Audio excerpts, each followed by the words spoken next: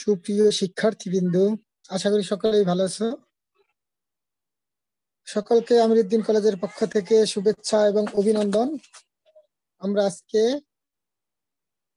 দ্বাদশ শ্রেণীর সমাজকর্মের সামাজিক সমস্যাবলী নিয়ে আলোচনা করতেছি, অর্থাৎ সমাজকর্ম দ্বিতীয় পত্রায় সামাজিক সমস্যা সমাধানে সমাজ কল্যাণের অনুশীলন। গত ক্লাসে আমরা মাদকাসক্তি কি এবং মাদকাসক্তির যে কারণ সেই সম্পর্কে আলোচনা করেছিলাম। আজকে আমরা মাদকাসক্তির প্রভাব সম্পর্কে আলোচনা করব। তাহলে শুরু করতে যাচ্ছি আমাদের আজকের ক্লাস, মাদকাসক্তির প্রভাব, ইম্প্যাক্ট অফ ড্রাগ এডিকশন। বর্তমান বিশ্বের উন্নয়নশীল প্রতিটি দেশে মাদকের বিষ পাম্প ছড়িয়ে পড়েছে। পৃথিবীর কোটি কোটি লোক সর্বনাশা মাদকের নীল দংশনে আক্রান্ত। বিশেষ করে যুব সমাজ মরণ বিষে আক্রান্ত হয়ে থাকে ব্যাপকভাবে। এটি যেমন একটি সামাজিক সমস্যা, তেমনি আরো বহু সামাজিক সমস্যা সৃষ্টি করে। বাংলাদেশে মাদকাসক্তির প্রভাব নিয়ে আলোচনা করা হলো। তাহলে মাদকাসক্তি এর প্রভাব সম্পর্কে আমরা আলোচনা করতে যাচ্ছি, যেটা বাংলাদেশের প্রায় অনেক বিলাসবহুল জীবনযাপন থেকে শুরু করে যারা নিম্নমানের জীবনযাপন করে তারাও নানাভাবে নানা কারণে মাদকাসক্ত হয়ে থাকে।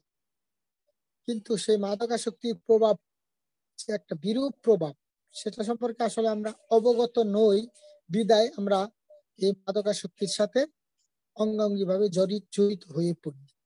আমরা যেন মাদকাসক্ত না হই। বিশেষ করে আমিরউদ্দিন কলেজের সকল ছাত্রছাত্রীদের আমি এই বিষয়ে অবগত করবো, আমরা যেন কখনো কৌতূহলের বশত কোনো মাদক দ্রব্য গ্রহণ না করি। যাই হোক, বাংলাদেশে মাদকাসক্তির প্রভাব কি কি প্রভাব আছে আমরা সেই সম্পর্কে আলোচনা করব। প্রথম আছে শারীরিক ও মানসিক ক্ষতি। মাদক দ্রব্য মানুষকে শারীরিক ও মানসিকভাবে ধ্বংস করে দেয়।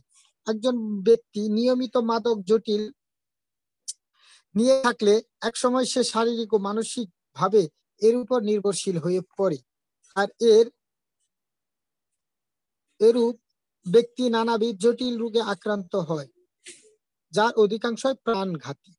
ক্যান্সার, উচ্চ রক্তচাপ, ফুসফুসে পানি জমা ও প্রদাহ, অসারতা, স্মৃতিশক্তি বিলুপ, প্রজনন ক্ষমতা হ্রাস, স্নায়ুতান্ত্রিক অসারতা ইত্যাদি মাদক গ্রহণের ফলেই হয়। এছাড়া মানসিক উদ্যমহীনতা, হতাশা, নৈরাজ্য, এমনকি মানসিক ভারসাম্যহীনতা ইত্যাদিও মাদক গ্রহণের ফলে দেখা যায়। এইরূপ ব্যক্তি একসময় আত্মহননের পথ বেছে নেয়। এছাড়া দলগতভাবে ইনজেকশনের মাধ্যমে মাদক দ্রব্য গ্রহণের ফলে এইডস এর মতো ভয়াবহ রোগও ছড়ায়।